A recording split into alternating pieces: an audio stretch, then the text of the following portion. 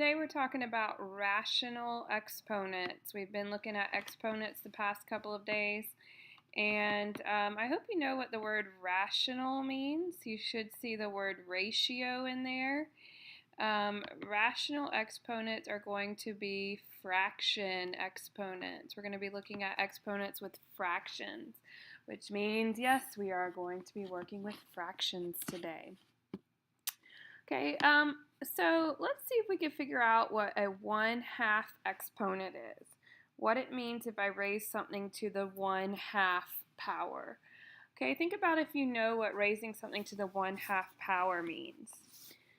Okay, to get us started, what I'm going to do is I'm going to find a pattern here. Okay, so I know that 2 to the first power is 2, to the second power is 4. Okay, 2 times 2 times 2 times 2 is 16. And 2 to the 8th power, you might not know that off the top of your head, but 2 to the 8th power is 256. So let's see what's being done here so we can see how we can continue the pattern. Okay, the exponent, you should notice, goes from 8 to 4 to 2 to 1. So what's happening each time to the exponent? On this side, the exponent is doing what? It is dividing by 2 all the way down. Okay? When the exponent divides by 2, let's see what happens to the number that we get. Okay? Hopefully you know that the square root of 256 is 16. The square root of 16 is 4. The square root of 4 is 2. So what is actually happening is that it's taking the square root every time. So if I take the square root of 2, so raising 2 to the 1/2 power is the same as square root. 1/2 exponent is the same as square root. And if you can remember that, that is going to help you an awful lot in the future. Okay? So anytime you see an exponent that is a fraction or a decimal, that means we are dealing with radicals. Radicals or roots. Radicals or roots are what we're working with if there is a fraction exponent. Some of you might have noticed on the other side of your practice, one of the last questions asked what a shortcut is if you have a certain index and a certain exponent. Okay, so for example, if we had something like the cube root of x to the 6th, we looked before that meant we would take, we would write out x times x times x times x and look for groups of 3, and we would have one group of 3 and another group of 3, and we would get x squared. And hopefully you notice that there is a shortcut, and that is that we could have done the 6 divided by the 3. So our rule is that our exponent for a radical, we could take the number that the radicand is being raised to and divide it by the index. Well, in this case, it's not 3, it's n. Okay, so that is how we can go back and forth between writing something with a radical and a fraction exponent. I want you to notice, it's hard, some people have a hard time remembering which one goes on the top and the bottom. I want you to notice that the index is on the bottom. The index is always on the bottom of the fraction. Okay, for example, the square root of x. What is the index if there's not an index written? The index is 2, and we would have a 1 exponent here. So we said that square root is the same as 1/2 exponent. Okay, then what do you think the cube root, and again, that's not 3 square roots, that's the cube root. What exponent do you think cube root would have? It would have x to the 1/3 power. and fourth root would have x to the 1/4 power. Okay, so these are things that you really need to know. Square root is the same as 1/2 exponent. Cube root is the same as 1/3 exponent. Okay, so you could guess the 10th root or whatever would be the same as a 1/10 exponent. So let's practice writing these, a couple more of these. We're going to be given them with a radical and write it with exponents, and then be given with exponents and write them as a radical. So rewrite using exponents. That means we're going to have an exponent in our answer. Okay, so what exponent is here would be a 1. The index goes on the bottom. The fourth root of a is the same as a to the 1/4 power. The cube root of 19 would be the same as 19 to the 1/3 power. It's important that I can tell, even though there's a lot to write in the exponent, it's important that I could tell that it is an exponent. Okay, now let's see if we could just put the 2 on top and 7 on the bottom. If I'm looking at the inside, this would be 5 to the 1/7 power on the inside. And what did we learn the other day about the rule for a power to a power? What was our rule? Our rule is to multiply. So you can just put whatever the number is here on the top and then the index on the bottom. The index always goes on the bottom. Okay, this one I could write as 7 to the 3/6 power. And yes, you can reduce that to 1/2. You do need to reduce any fractions. So, and what did we say 1/2 power is the same as? 1/2 power is the same as square root. So actually, if you take the 6th root of 7 to the 3rd power, it would just be the same as the square root of 7. And lastly, I'm going to rewrite this, make sure the index goes on the bottom. And yes, we can rewrite that as k to the 4th power. Okay, so the square root of k to the 8th power is just the same as raising something to the 4th power. Okay, now let's go the other way. Let's see if we can rewrite using radicals. Okay, so that means my answer is going to have a radical in it. And the index is on the bottom, so that means this would be the 4th root of 6 to the 1st power. And of course, I do not need to write that 1. 7 to the 1/3 power, that would be the same as the cube root of 7. Okay, and then right here, if I've got g, the index is on the bottom, the 7th root of g to the 3rd power. Make sure that index is sort of in that check mark. You should know that 1/2 power is the same as what? It is the same as the square root of m. The index goes on the bottom, and remember, if the index is 2, you do not have to write it. Okay, and for number 10, is 5 being raised to this 1/8 power? No, it is not. If it had parentheses around it, it would be, but it is not being raised to that 1/8 power. So instead, I'm going to put the 5 outside, and I'm going to have the indexes on the bottom, so it's going to be 5 times the 8th root of x. Okay, next, the other thing we're going to be doing is simplifying, and what we're going to do is we're going to use all of the rules that we learned the other day, the 5 basic exponent rules.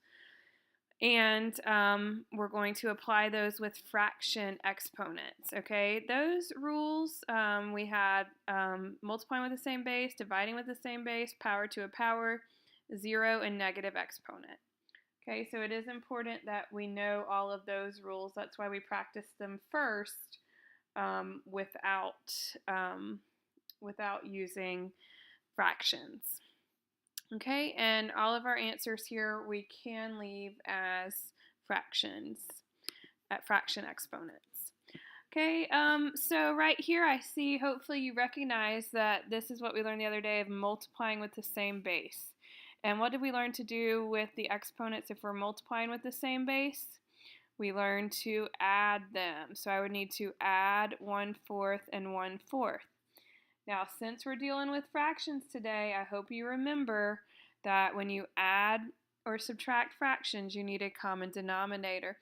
Luckily, these have a common denominator, so I could just add them, add the top and keep the bottom, and then I can reduce that 2/4 to 1/2. If it said to write your answer as a radical, we would write it as the square root of x, because we know that the square root is the same as 1/2 exponent. Okay, for number 12, I see we have a power to a power. What do we learn to do for a power to a power? Is multiply. So this would be 1/4 times 3/2. Okay, and do I need a common denominator to multiply? No, I do not. This is just going to be 3/8. And I cannot reduce that or do anything else with that.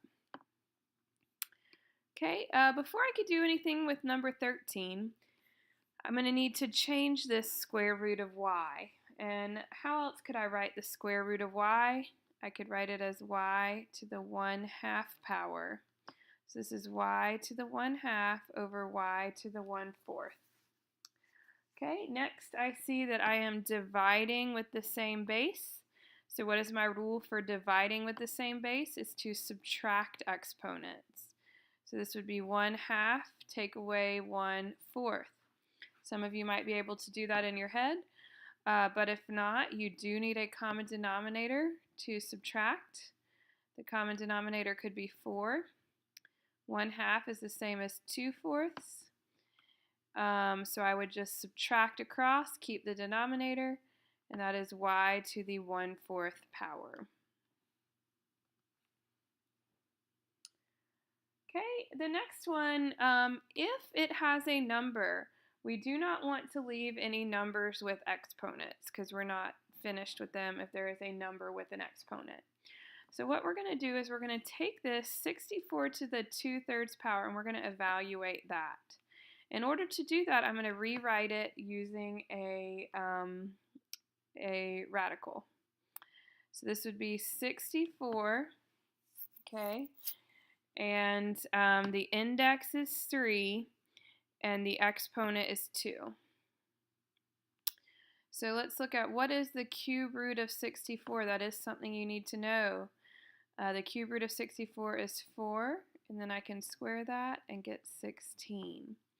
Now you could have squared the 64 and taken the cube root. That would have been probably harder to do in your head. But we realized up here that the exponent outside a radical is the same as if it was inside. Okay, so we have a 16. And then I'm going to look at what is being done with these y's here. Y's are multiplying with the same base. Multiplying with the same base means I need to add exponents. I do need a common denominator to add here. Okay, that would be 15. 5 times 3 gives me 15, so I multiply the top by 3. 3 times 5, so I need to multiply the top by 5. And that gives me y to the 8/15. Can I reduce 8/15? No. So this is going to be 16 times y to the 8/15 power. Okay, and that would be my final answer. Never leave a number with an exponent. You can always take it further if there is a number with an exponent. A couple more. Number 15. I'm going to look first at the number with the exponent. I've got 36 to the 1/2 power. And what did we say 1/2 power is the same as? You need to know that 36 to the 1/2 power is the same as square root of 36, which is 6. Okay, so remember, it's not multiplying it by 1/2, but raising something to the 1/2 power is the same as square root. Okay, the next thing that I'm going to do is I'm going to look at these m's that are dividing with the same base. And what is the rule for dividing with the same base? Is to subtract exponents. So 1/7 subtract 1/5. Okay, I do need a common denominator in order to subtract.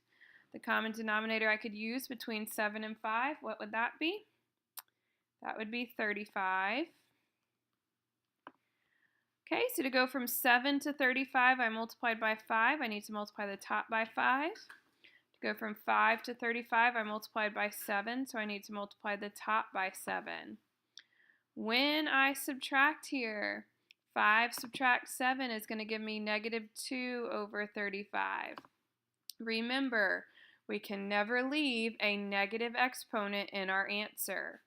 So what are we going to have to do with that negative exponent? It's going to have to move to the bottom to be m to the +2 over 35 power.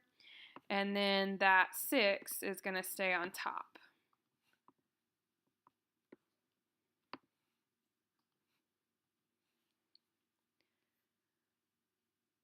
Okay, number 16, I'm going to rewrite this using exponents. Remember, the index goes on the bottom. So I've got x to the 3/4 power. Right here I have a power to a power. We learned the other day that a power to a power means I need to multiply. Do I need a common denominator to multiply? I do not.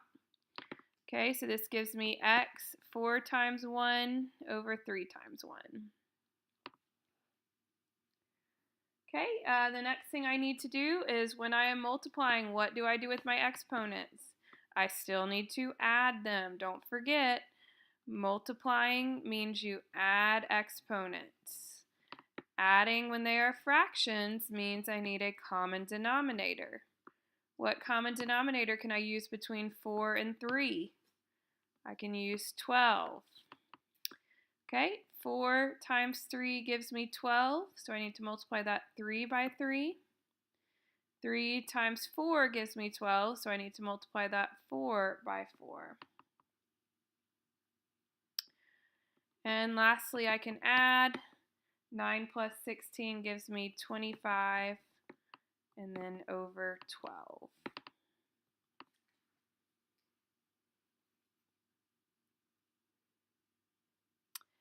And the last one we'll do together is with numbers. So here's what we're going to do. We're going to figure out what 81 to the 1/4 power is. 81 to the 1/4 power means, so I'm going to rewrite this using a radical so I can tell what it is a little better.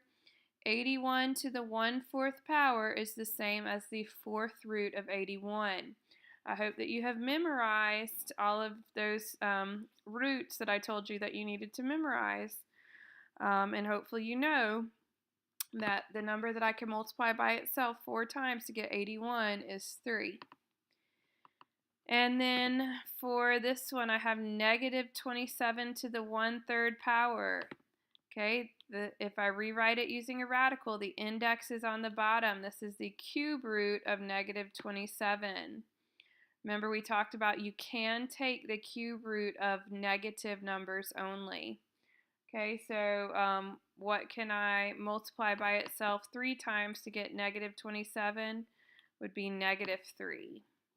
And then I am multiplying these together. So 3 times -3 is -9. You can use your calculator to check some of these with numbers. If I do like 81 raised to the 1/4 power, and then I can multiply that by -27 and raise it to the 1/3 power. Okay, if you are checking some of these, I do need you to show your work for adding and subtracting the fractions, but if you do want to check like 9/12 plus 16 over 12, remember to change this into a fraction. To change something into a fraction, you could just press math, enter, enter to get what the fraction is. So again, on the practice, I do need you to make sure that you show your work for even for adding and subtracting the fractions for finding a common denominator. But like I said, if you want to check it in the calculator, you can do that. I do expect some of these to be pretty challenging for you, but see what you can do. Good luck.